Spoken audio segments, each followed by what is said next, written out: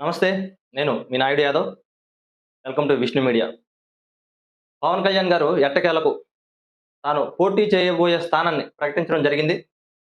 వివిధ కారణాల దృష్ట్యా, వివిధ కారణాలను దృష్టిలో పెట్టుకొని, స్థానిక పరిస్థితులను దృష్టిలో పెట్టుకొని తాను పిఠాపురం నుంచి పోటీ చేస్తున్నట్టుగా ఎట్టకేలకు ప్రకటించడం జరిగింది.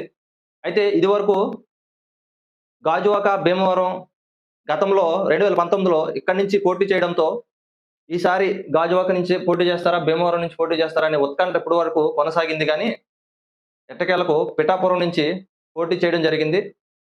పోటీ చేయబోతున్నట్టు ప్రకటించడం జరిగింది. ఎట్టకేలకు స్వయంగా ఇది ఏదో గాసిప్స్ వీడియో ఏం కాదు. స్వయంగా పవన్ కళ్యాణ్ గారే ప్రకటించడం జరిగింది. అయితే ఎందుకు పిఠాపురాన్ని ఎంచుకోవడానికి గూడా కారణాలు చెప్పడం జరిగింది. ఒకసారి ఆ బయట చూసి మనం వీడియోని విశ్లేషించే ప్రయత్నం చేద్దాం. ఓకే.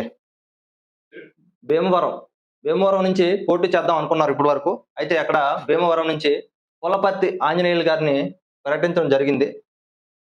పులపర్తి ఆంజనేయులు గారు గతంలో భీమవరంలో 2019లో పవన్ కళ్యాణ్ గారి పైన టీడీపీ నుంచి పోటీ చేయడం జరిగింది. సో ఆయనకి భీమవరం టికెట్ కన్ఫర్మ్ చేయడం జరిగింది. ఇక తిరుపతి గురించి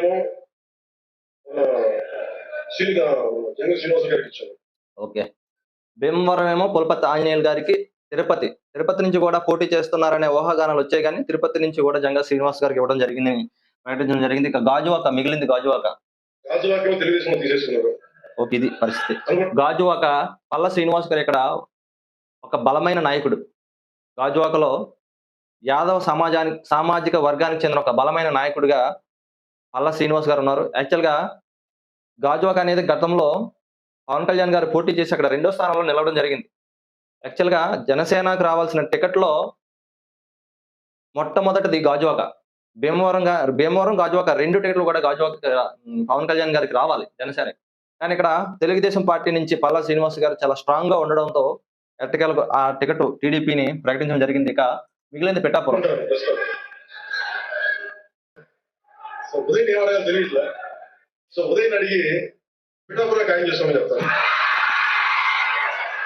ఇది ఎట్టకేలకు పవన్ కళ్యాణ్ గారు పిఠాపురం నుంచి పోటీ చేయబోతున్నట్లుగా ప్రకటించడం జరిగింది. అయితే పిఠాపురంలో ఏ పార్టీకి ఏ విజయ అవకాశాలు ఉన్నాయి? ఇదివరకు ఏ పార్టీకి వెళ్ళడం జరిగింది?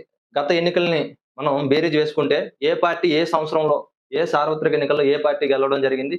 గతంలో 2019లో ఇక్కడ నుంచి వైఎస్ఆర్ కాంగ్రెస్ పార్టీ గెలవడం జరిగింది. 2014లో ఇండిపెండెంట్ పెండెం దొరబాబు గారు ఇండిపెండెంట్ గా గెలవడం జరిగింది. అలాగే 2009లో ఇక్కడ ప్రజారాజ్యం పార్టీ నుంచి ఆవిడ పేరు మనకు ఐడియా లేదు, ఆవిడ గెలవడం జరిగింది.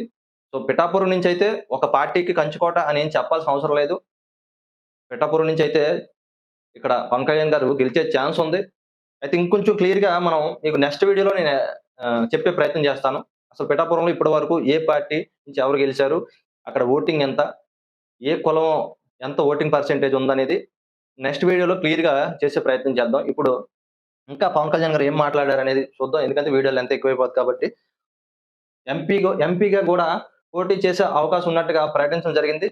సో ఎంపీగా పోటీ చేయడంపై త్వరలో నిర్ణయం తీసుకుంటానన్నట్టుగా చెప్పడం జరిగింది.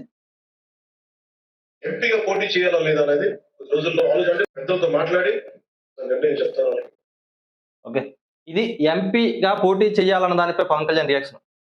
యాక్చువల్గా ఎమ్మెల్యేగా పోటీ చేయడానికే పవన్ కళ్యాణ్ గారు సుముఖంగా ఉన్నప్పటికీ కేంద్ర ప్రభుత్వం నుంచి ఎలాగో చంద్రబాబు నాయుడు గారే ముఖ్యమంత్రి అవుతారు కాబట్టి ఇక చంద్రబాబు గారి కిందన పవన్ కళ్యాణ్ గారిని పని చేయించే కన్నా అక్కడ కేంద్రానికి తీసుకెళ్లి సెంట్రల్ మినిస్టర్ హోదాలో కూర్చోబెట్టాలని బీజేపీ ఒక ప్రయత్నంగా చెప్పవచ్చు.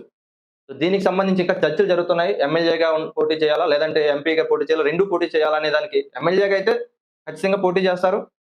అయితే ఎంపీగా కూడా పోటీ చేస్తారు, లేదంటే ఎమ్మెల్యే ఒకటానికే పోటీ చేయడానికి అనుకున్నట్టుగా తెలుస్తుంది. సో ఇది ఆయన తెలియకుండానే 4 సీట్లు ప్రకటించడం జరిగింది. గాజువాక టీడీపీ ఇచ్చేస్తున్నట్టుగా, తిరుపతి, భీమవరం 2 ప్రకటించేశారు. సో అయితే పిఠాపురంలో పవన్ కళ్యాణ్ గారి విజయ అవకాశాలు ఎలా ఉండబోతున్నాయి అనే దానిపైన నెక్స్ట్ ఒక వీడియో డీటెయిల్ గా చేయడం జరుగుతుంది. సో ఇందులో కూడా కలిపితే వీడియో లెంత్ ఎక్కువైపోతుంది. సో ఆ వీడియో మిస్ అవ్వకుండా చూడాలంటే మన ఛానల్ సబ్స్క్రైబ్ చేసుకోండి.